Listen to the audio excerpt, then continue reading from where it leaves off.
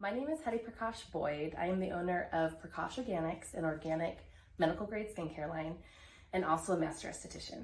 And I got into the beauty industry around age 25, started reading articles and had a deep passion for skincare ingredients and how they interact with the skin.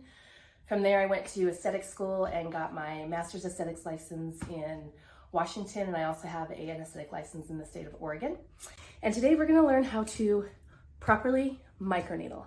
I know there is a lot of information out there about microneedling and a ton of videos that you can watch on microneedling, but a lot of it is being done incorrectly. I got my training from an amazing nurse from Europe, and microneedling's been over in Europe for a very, very long time now. It just recently came to the United States. So I got some old school advanced training, and it's completely changed the game on my treatments, and I want to share it with you today. So the first thing we're going to do is we want to set up our field to be sterile, especially for people who are estheticians that haven't really been in the medical side of things. Having to have a sterile field is completely new to you. So the first thing that I want to do is on the treatment table that we're using, I get these disposable pads, also kind of known as puppy pads, and I utilize these a lot. Pretty much everything you want to use in this treatment, you do want to be disposable. So I completely understand people wanting to be green and earth conscious, but when you're dealing with blood, this is not the time. So pretty much everything we're going to use today, besides a few things, are going to be disposable, and I encourage you to do the same because you have way less chances of cross-contamination. So first we're just going to take our puppy pad and we're going to cover the whole top of the table where the client's head is going to be.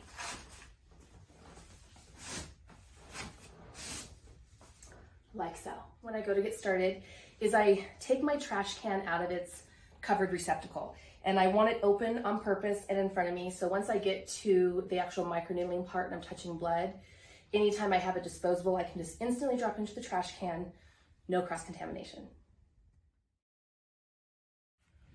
Alrighty, so the first thing that we're gonna do with my lovely model, Miss Shannon, is we're gonna get her hair out of the way. This is another thing that I would prefer to use disposable in the event it gets some blood on it, but I do not have one today, so we're gonna use the cloth one, and I'll just make sure to pull it higher up on the hair so that there's no chance of getting blood on it. And we are just going to go ahead and start with her cleansing. I am gonna do a double cleanse. Oil cleanser, I'm going to use the One Love Organics because it's my absolute favorite. And then I'm gonna do a second cleanse with a sonic device with Cosmetics RX Clean. This has 10% lactic acid in it.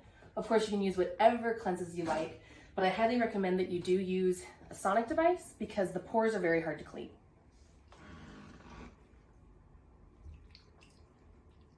So before cleansing your client, I always kind of like to let them know, hey, I'm coming in.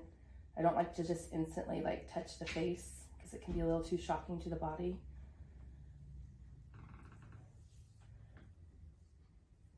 This is the only time during the treatment that they're going to get any fluff. So if you want to, take some time and really give them a lovely face massage with the oil cleanser, feel free to do that, but this is kind of it. So take your moment.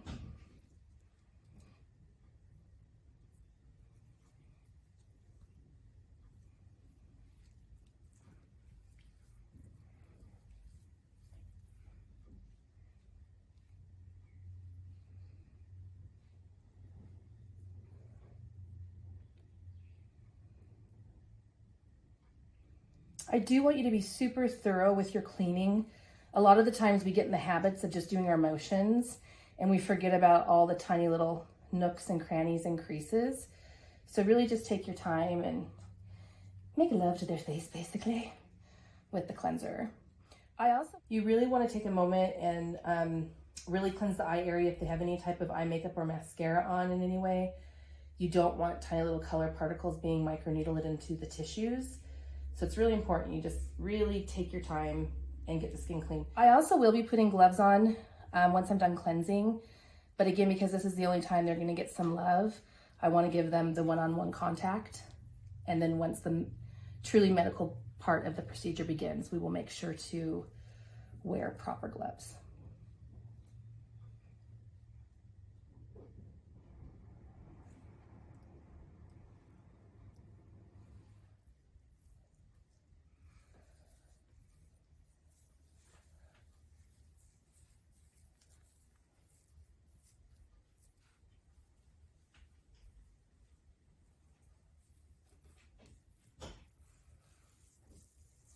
The thing when massaging beards is it's more about being like slow and firm.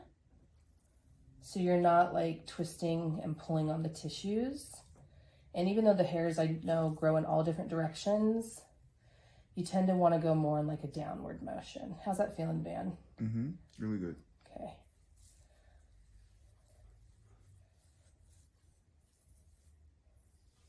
If you're feeling adventurous, you can do a little bit of tugging and pulling just like you would on a scalp.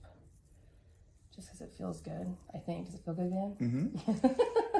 I'm here for this. And this is my favorite move on the ears.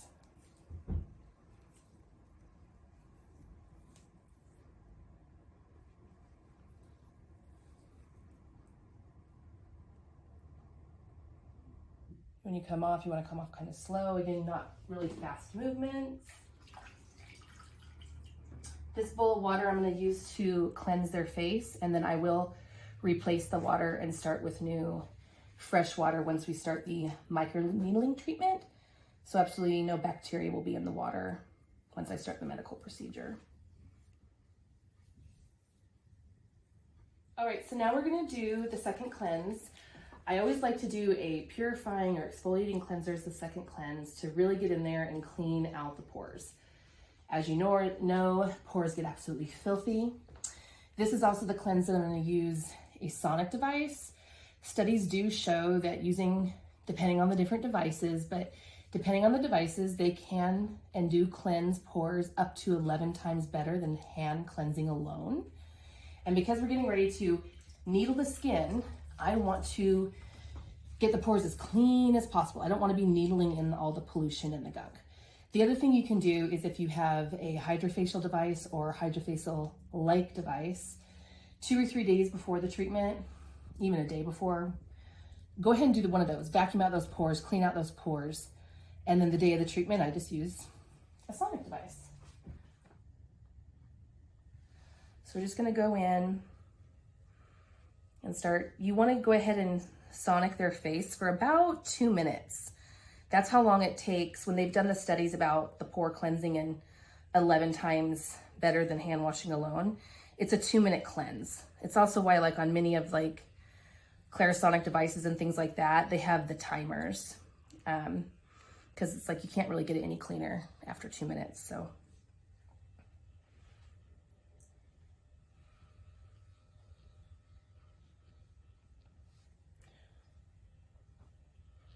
Really get on the sides of the nose. Look at my little helper over here.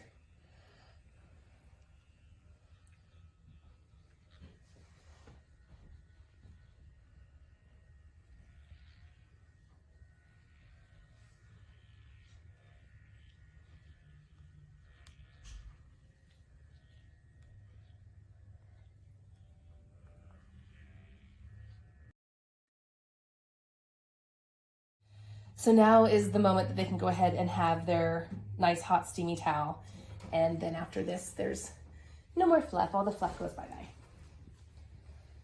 So how I like to do my hot towels is I like to pull them low like this, and I grab this just for their own comfort. And I really push the hot towel into their chest muscles. And when it comes to towel work, I go really slow because it just feels better.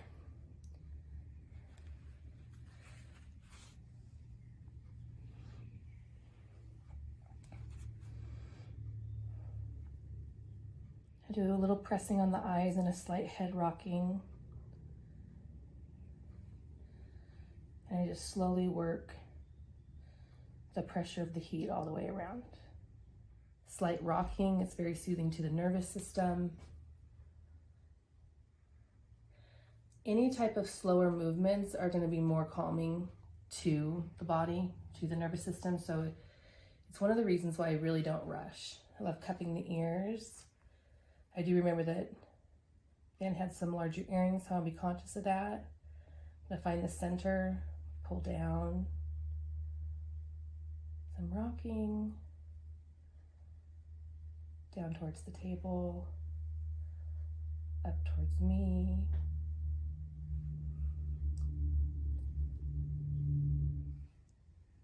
And again, you want to go slow.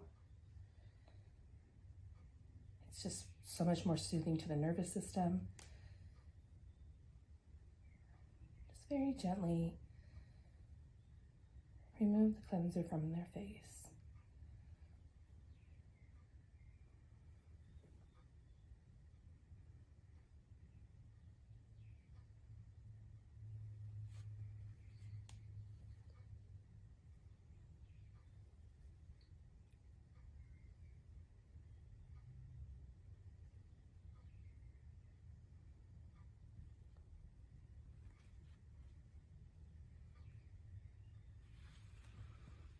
And then very slowly pull it across your neck. Don't be in a rush. How did that feel, Shannon, going slow? Felt great. Okay.